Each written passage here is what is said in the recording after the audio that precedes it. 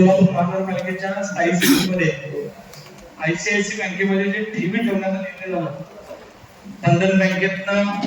न ठेवता आयसीआयसी बँकेमध्ये तो निर्णय झाल्यामुळं साहेब ते पैसे आता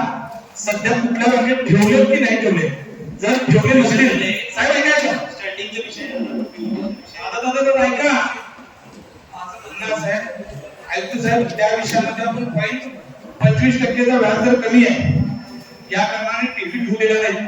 पण आज 2 महिने झालं 30 करोड रुपये बिनव्याजी जर आपले राहिले असतील तर 15 लाख रुपयांचं नुकसान फक्त अवघ्या 2 महिन्यामध्ये आपलं 60% इंटरेस्ट होत आहे. ठीक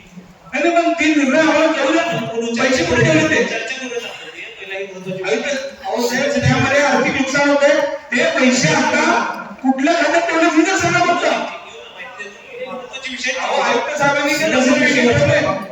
साहेब ते आपला एक दसरा महिना पुढे सरकारला तसं आपलं आर्थिक नुकसान होणार विषय स्टँडिंगला आलेला विषय होता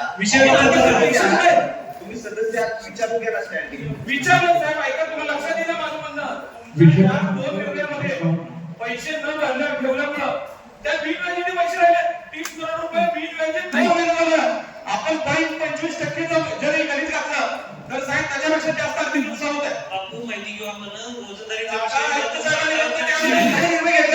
विषय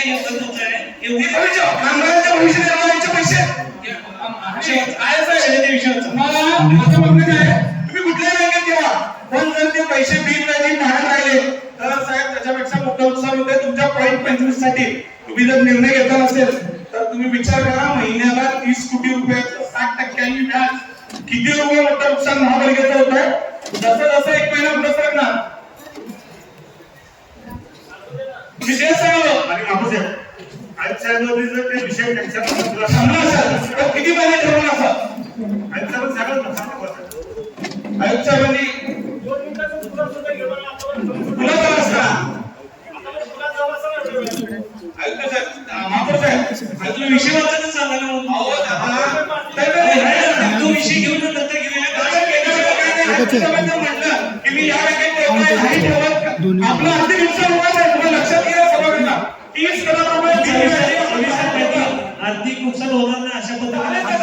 आता 2 महिन्यात जे काही नुकसान झालं आपण जबाबदार सांगा मला हा 2 महिने लक्षात घेणार आहे ना या विषयाचा नाही मग आयुक्तांनी सांगा ना प्रेझेंटेशन केलं याचं प्रेझेंटेशन सांगा या विषयाचं सांगा मग प्रेझेंटेशन कुठल्या